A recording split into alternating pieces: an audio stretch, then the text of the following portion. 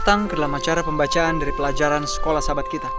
Pelajaran Sekolah Sahabat Kita masih diambil dari sebuah buku yang berjudul Kitab Matius. Sebuah kitab yang kembali akan mengajak kita untuk melihat bagaimana perjalanan kehidupan Kristus, pengajarannya, serta kehidupannya. Kita telah masuk di halaman yang ke-27 dalam judul Menyentuh yang Tidak Dapat Disentuh. Nah, kita akan membahas dan membaca mengenai iman serta kesembuhan yang Tuhan berikan. Tapi sebelum kita mulai, kembali saya undang pemirsa di rumah, ajaklah keluarga Anda untuk berkumpul bersama-sama. Biarlah di dalam keluarga kita dapat saling menguatkan satu dengan yang lain dan mempelajari firman Tuhan serta menghidupkannya. Hari ini judul kita adalah Menyentuh yang Tidak Dapat Disentuh. Setelah Kristus selesai mengkhotbahkan dalam khotbah di atas bukit, di mana ia menjelaskan tentang prinsip-prinsip kerajaan Tuhan, Yesus berhadapan kembali dengan kerajaan setan, suatu tempat yang gelap dan dingin, yang penuh dengan orang-orang yang membusuk, mengerang untuk penebusan. Tempat yang prinsip-prinsipnya seringkali bertentangan dengan segala sesuatu yang ia pertahankan. Dan pada saat itu, salah satu contoh terbaik betapa malang dan terpuruk jadinya wilayah setan terlihat pada orang yang menderita sakit kusta. Walaupun kadangkala digunakan dalam bentuk penghukuman Tuhan, seperti kepada Miriam, kakak perempuan dari Musa, dalam Bilangan 12 ayat 9-12.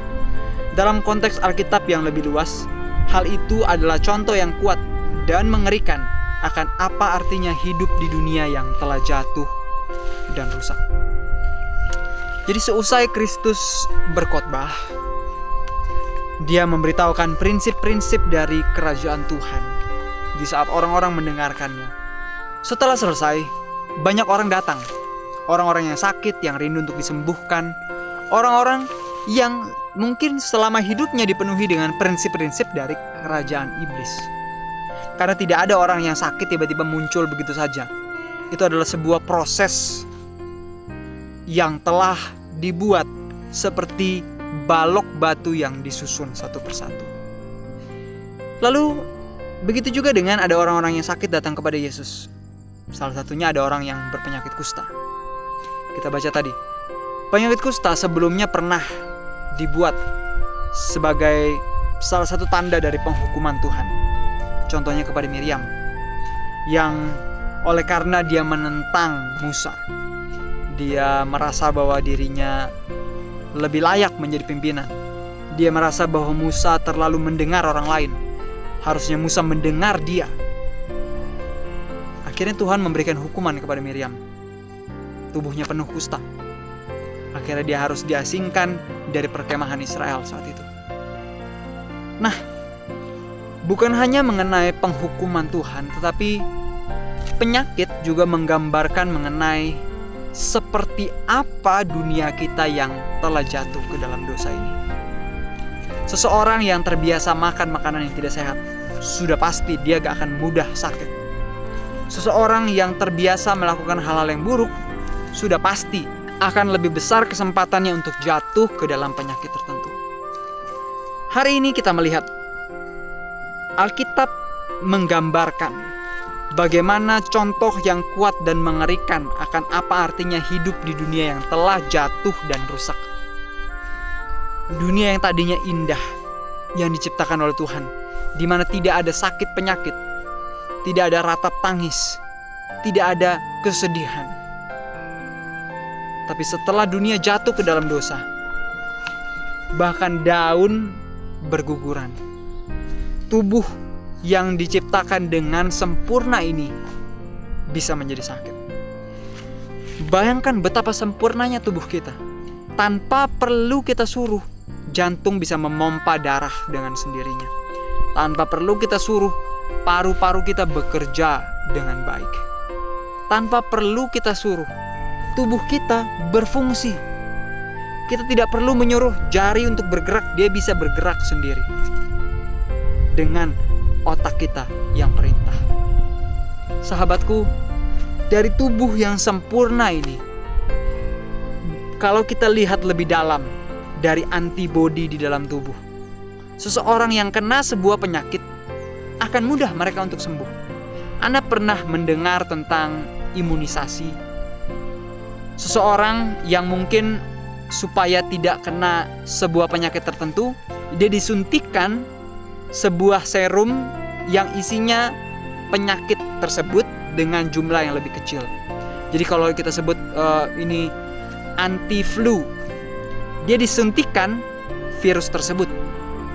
Atau mungkin seperti imunisasi polio, yang disuntikkan adalah polionya, tetapi dengan kadar yang lebih kecil. Disuntikkan ke dalam tubuh, dan tubuh dia dengan antibodi yang, kalau antibodinya baik, daya tahan tubuhnya baik, dia akan menyerang virus tersebut, mengalahkannya, sehingga di saat virus yang lain datang dengan kadar yang lebih besar, mereka sudah tahu cara mengalahkan virus tersebut. Betapa luar biasanya tubuh kita. Tubuh kita inilah yang menyembuhkan dirinya sendiri. Kalau tangan kita terluka, lecet, kena pisau, kulitnya akan bergerak perlahan-lahan menutup. Bukankah ini sesuatu hal yang sangat luar biasa? Namun di balik ciptaan Tuhan, tubuh kita yang luar biasa yang Tuhan buat ini, dunia kita sudah rusak oleh dosa. Sehingga muncul begitu banyak penyakit. Bahkan ada orang yang bisa meninggal oleh karena penyakit. Mari kita lanjut. Kalau kita membaca dalam buku Matius 8, kita bisa melihat pentingnya yang dilihat pada kenyataan bahwa dalam menyembuhkan seseorang yang sakit kusta ini, Yesus menjamahnya. Jadi dalam kisah tersebut, setelah Yesus mengajar ada orang yang sakit kusta, untuk menyembuhkan orang yang sakit itu, Yesus menjamah orang yang sakit tersebut, dan orang itu pun sembuh. Penderita kusta ini bertelut di hadapan Yesus dan berkata, "Tuan, jika Tuan mau, Tuan dapat mentahirkan aku." Matius 8 ayat 2. Bahasa Yunani untuk kata dapat adalah dunamai. Itu seperti dinamit dalam bahasa Inggris, yang berarti penuh dengan kuasa. Jadi dikatakan, jika Tuan mau, Tuan penuh dengan kuasa dapat mengubah kehidupanku. Yesus berkata, Dia bersedia menyembuhkan penyakit kusta itu, dan dengan segera terjadilah demikian. Fakta bahwa Yesus menyentuhnya sudah pasti menggembarkan orang banyak yang melihat apa yang terjadi. Tentu saja sebagaimana yang Dia lakukan pada kesempatan lain, seperti penyembuhan yang dicatat berikutnya, Yesus dapat melakukan hanya dengan berbicara, dan orang itu menjadi sembuh. Tapi pertanyaannya, mengapa Dia menjamah orang yang sakit kusta ini? Padahal kalau kita membaca di dalam Perjanjian Lama, di dalam buku Imamat 13, di sana kita bisa melihat sesungguhnya orang yang berpenyakit kusta, mereka harus diasingkan dari perkemahan. Kenapa? Kustanya bisa menular. Orang yang punya penyakit kulit seperti kusta itu, kalau mereka lewat di hadapan orang, mereka pun harus bilang, najis, najis, najis. Mereka harus katakan kondisi dirinya, supaya jangan sampai ada orang yang sedang berjalan di sampingnya lalu menyentuh kulitnya, nanti orang itu akan terjangkit penyakit kusta. Saat mereka berjalan pun mereka harus mengenakan kain tudung tertentu, menutupi tubuh mereka. Demikianlah orang yang berpenyakit kusta. Sahabatku, hari ini kita melihat Yesus bisa saja menyembuhkan seseorang hanya dengan berbicara. Anda pasti pernah baca sebelumnya, ada orang yang sakit, Yesus hanya bicara saja. Ada anaknya yang sedang sakit di rumah jauh, Yesus hanya berbicara saja, anaknya sembuh. Tapi kenapa Yesus harus menjamah orang yang sakit kusta ini? Mari kita lihat. Pekerjaan Kristus dalam menyembuhkan orang kusta dari penyakitnya yang mengerikan itu menjadi suatu ilustrasi tentang pekerjaannya dalam menyucikan jiwa dari dosa. Orang yang datang pada Yesus itu penuh dengan kusta. Racun penyakit yang mematikan itu merajalela pada seluruh tubuhnya. Murid-murid berusaha mencegah Yesus, guru mereka, supaya jangan menjamah orang kusta. Karena seorang yang berani menjamah seorang yang pernah penyakit kusta, dirinya pun akan menjadi najis. Jamahannya memberikan kuasa yang memberikan hidup. Penyakit kusta disembuhkan. Demikian pula dengan kusta dosa yang telah berakar dalam, mematikan, dan mustahil disucikan oleh kuasa manusia. Jadi kita melihat di sini, sesungguhnya di saat seseorang menyentuh orang yang berpenyakit kusta, dirinya pun menjadi najis. Tetapi Yesus, dia mau menyentuh yang seharusnya tidak disentuh, yang seharusnya tidak dapat disentuh, tapi Kristus mau sentuh. Pelajaran apa yang bisa kita ambil dari sini? Kita baca sebelumnya dalam buku Alfa Omega jilid yang kelima.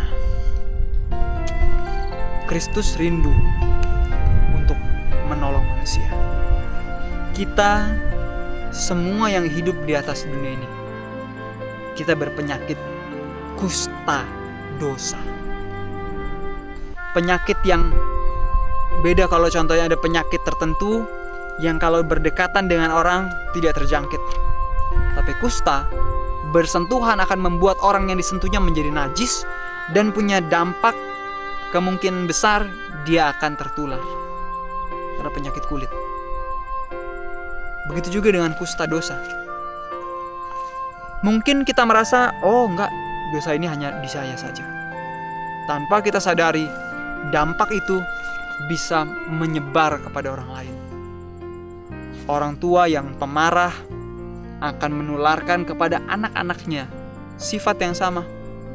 Orang tua yang suka bicara kasar akan diikuti dan dilakukan oleh anak-anaknya.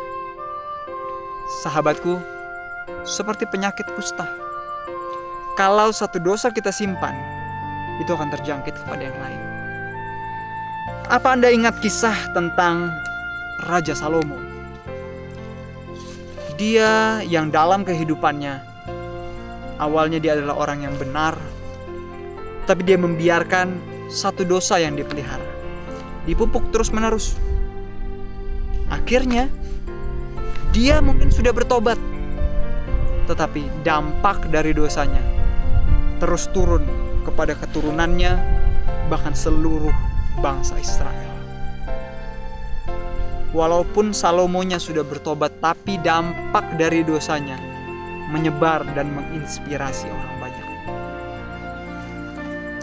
Sahabatku, begitu juga dengan kusta dosa yang bisa begitu dengan mudahnya menular. Dan Tuhan rindu untuk menyentuh kita, menyembuhkan kita. Barangkali dengan menyentuh orang yang sakit kusta itu, Yesus menunjukkan bahwa tidak peduli betapa buruk sekalipun adanya dosa kita, Ia akan mendekat kepada mereka yang rela untuk diampuni, disembuhkan, dan disucikan dari dosa. Siapakah yang Anda kenal sekarang ini yang sedang menderita sesuatu yang kita lihat hari ini sebagai penderita kusta? Yakni apa saja yang membuat seseorang mundur ketakutan dan karena tanggapan orang lain. Bagaimana teladannya Yesus dapat menolong Anda untuk memahami bagaimana caranya berhubungan dengan orang itu. Yesus memberikan teladan kepada kita. Orang yang dikucilkan, ada orang yang tidak ada seorang pun yang mau menyentuh orang tersebut, orang yang kusta ini. Tapi Yesus memperlakukannya berbeda. Di lingkungan kita, mungkin bahkan di dalam jemaat kita, ada orang-orang yang mungkin dianggap seperti orang kusta, yang disingkirkan, dipojokkan, dicemooh. Tapi sahabatku, biarlah kita belajar dari contoh Kristus. Dia memperlakukan orang, bahkan orang yang dikucilkan oleh masyarakat, dengan penuh kasih. Ceritakan kepada keluarga Anda bagaimana Kristus mau menyentuh orang yang tidak seharusnya disentuh, orang yang tidak dapat disentuh, orang yang berpenyakit kusta pun Dia mau layani, Dia mau sentuh dan sembuhkan. Hari ini biarlah kita memperlakukan orang lain seperti cara Kristus memperlakukan kita. Kehidupan kita yang penuh dengan kusta dosa ini, biarlah kita mengasihi orang lain, bahkan mereka yang seolah-olah sepertinya tidak layak untuk kita kasihi. Sampai di sini pembacaan dalam pelajaran sekolah sahabat kita pada hari ini. Sampai bertemu lagi. Tuhan memberkati.